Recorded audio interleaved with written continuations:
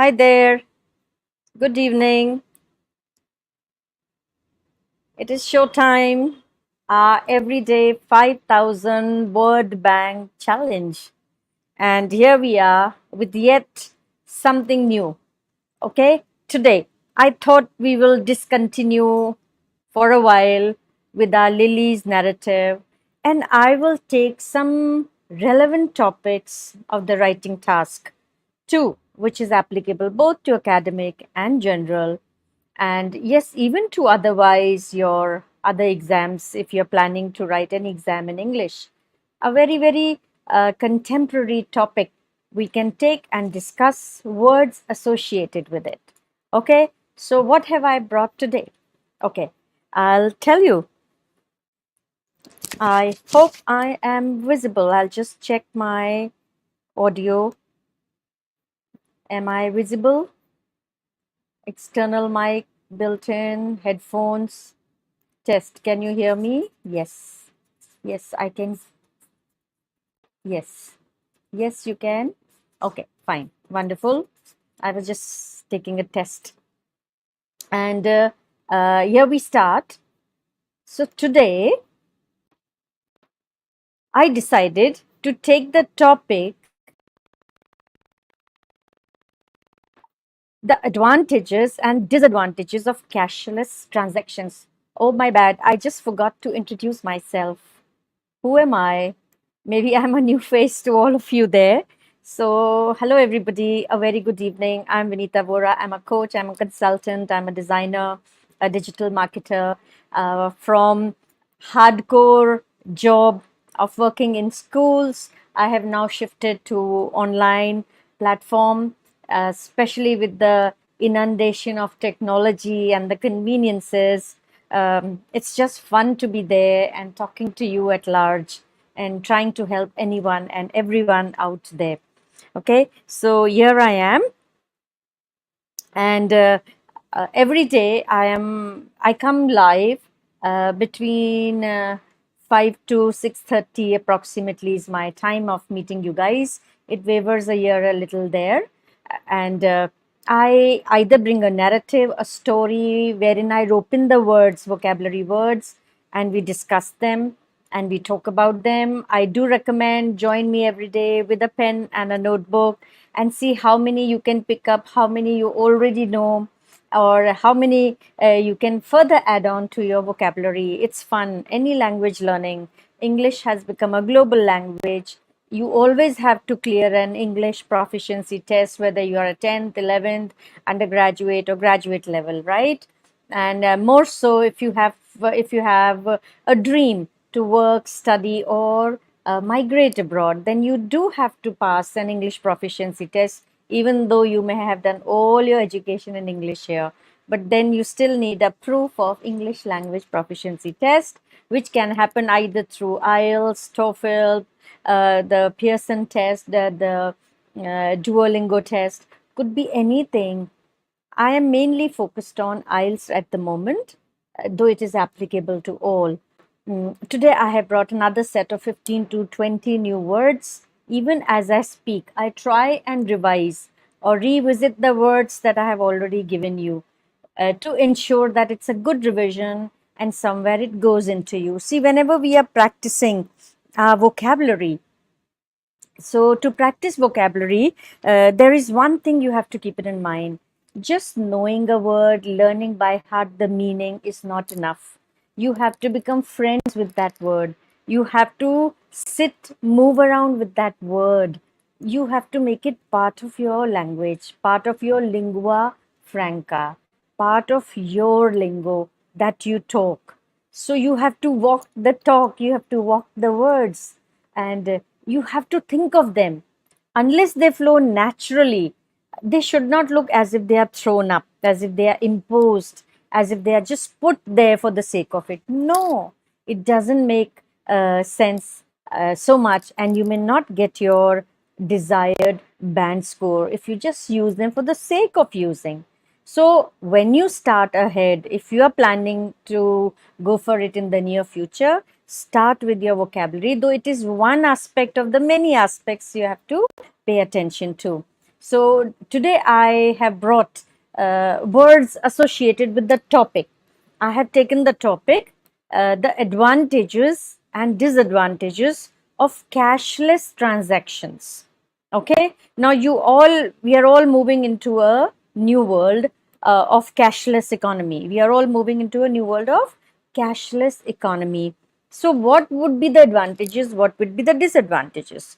And whenever you write any topic, now you all have come to a stage where, even if you're in secondary, where it is expected that you have formulated some opinion, uh, you have taken some stand. So, whenever you project or talk about any topic, you must put your stand across. You must put what you feel about it. Take ideas from here and then you talk how you feel. It should be your personal involvement with the topic. Okay. So, when we talk of this, I'll present it to you. Yes, I can. Yeah, it is. Yeah. Okay. I'll present it to you. So, we are talking today advantages and disadvantages of cashless transactions. Now, if you have to talk about this topic, we have to talk about what are the advantages of cashless transaction or an economy that doesn't deal with the notes or the money or the currency, and or the economy that deals with it. So we will talk of both advantages and disadvantages. Now, what advantages can we talk about? We can talk about the convenience.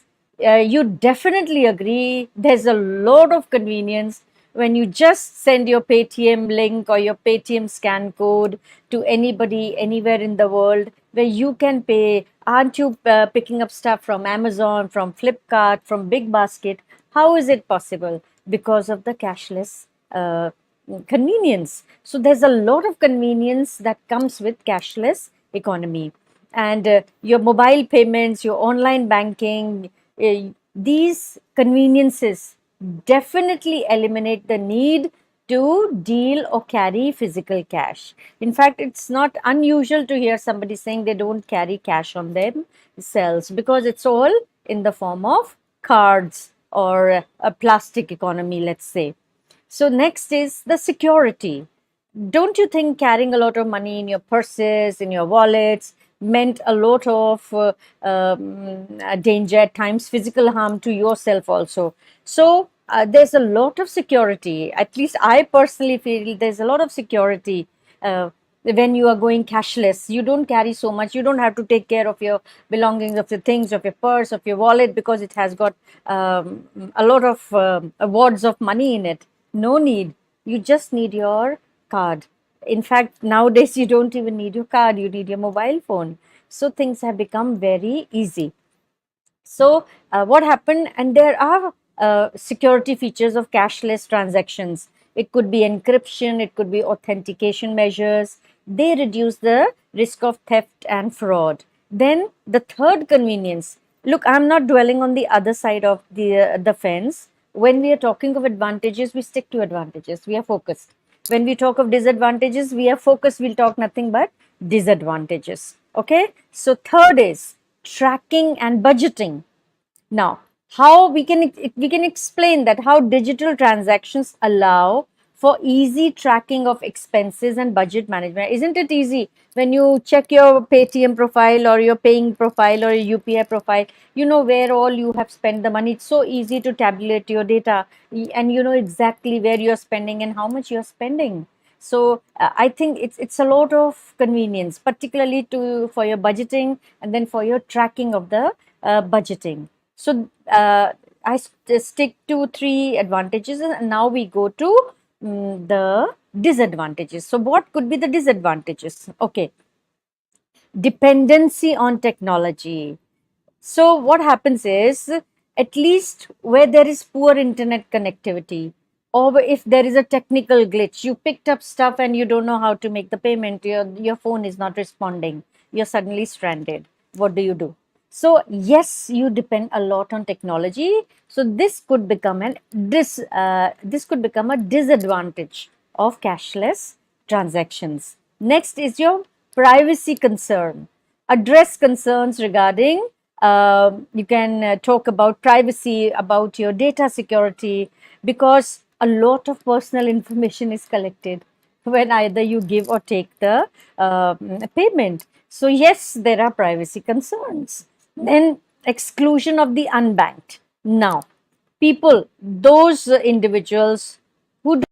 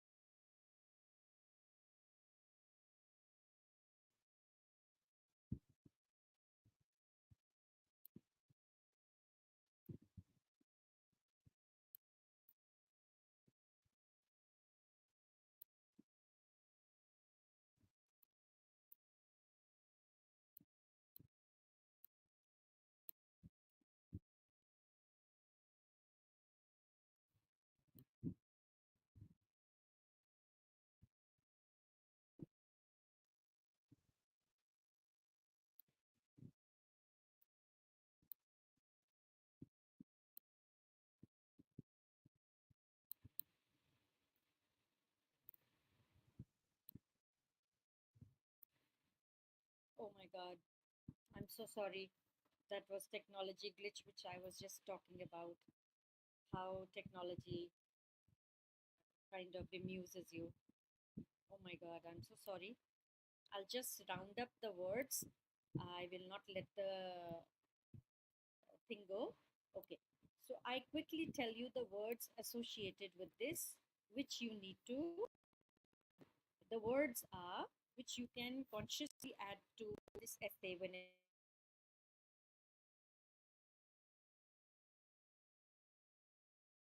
you ease and suitability, efficiency. Cashless transactions streamline the payment process. See, cashless transactions provide a seamless experience for allowing for smooth and uninterrupted transactions.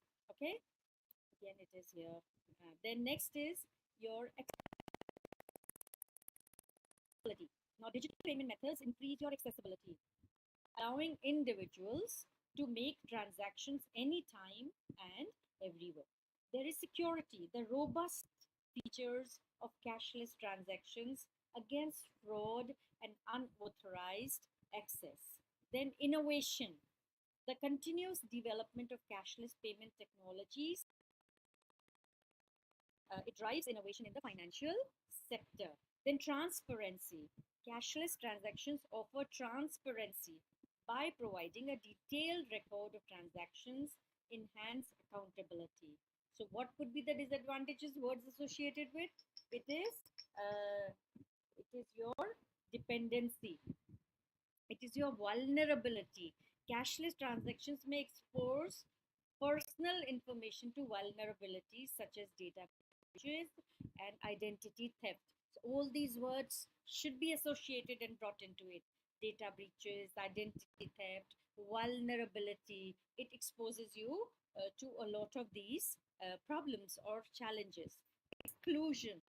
Then transition to cashless economies may exclude marginalized populations who lack access to banking services or digital literacy.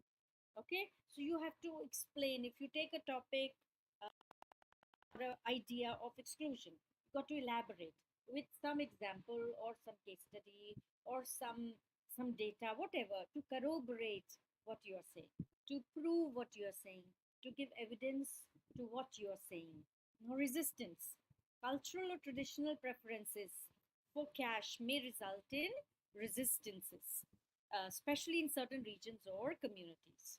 So you have to use the word, there could be resistance. Then fragmentation in payment systems can create interoperability issues, hindering the seamless adoption of cashless transactions. So what happens is inoperability, operable, inoperability. It's Mr. For me. So what happens when there is a lot of fragmentation in payment systems? कई बार it becomes inoperational. Okay, so that such an issue could hinder your seamless adoption of cashless. I have faced this many times. You just can't get through. Then you got to think of this way, that way. It happens.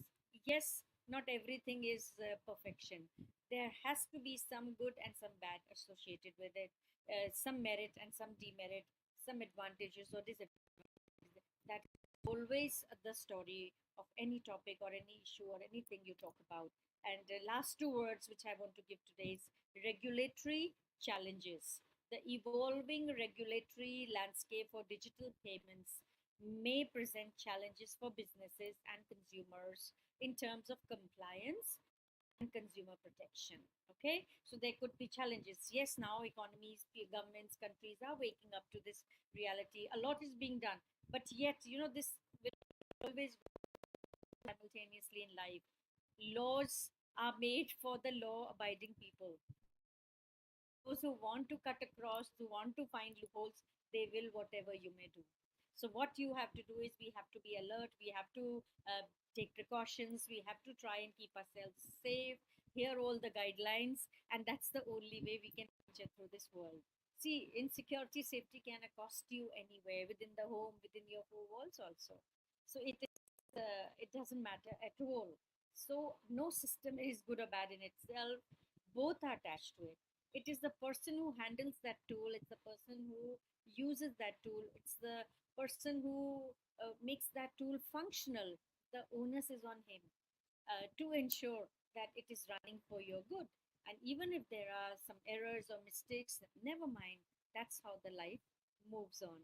Last one is the inequality. The digital divide may exacerbate, I have used this word, exacerbate, uh, further aggravate, further escalate the socio-economic inequalities, as those with limited access to technology are left behind the cashless transaction. So much for the vocab words. So they were point blank 15, the difficult ones, and the others I used as I was trying to explain it to you. So I just want to once again reiterate, vocabulary cannot be built up overnight. This is a long procedure, it's a long call. So you got to work on it seamlessly, you got to work on it non-stop, you got to work on it consciously, you got to work on it mindfully. So make it part of your life. As you are eating, think of how many words you can think at the table. As you are in your living room, think of how many words you can think of in the living room. If you're outside on the street, think of how many words you can think of being on the street. But if you have any exam lined up, for example, IELTS lined up, then be conscious of what kind of questions can be asked, so that you're mentally alert and aware, and you are weaving the garlands of words in your mind around your topics, around your ideas, around what you're thinking about. Okay, so you can make it a consistent way of living. It becomes easy to pick up words. And the richer the vocabulary, the better you can communicate, the better you can interact wherever you are, in your office, in your school, in your college, in your shop, in your industry, in your mall, either as working this side of the fence or that side of the fence. Good communication always helps you. Okay, so let this march for vocabulary go on. More power to you. I end here. Bye, and sorry for the interruption.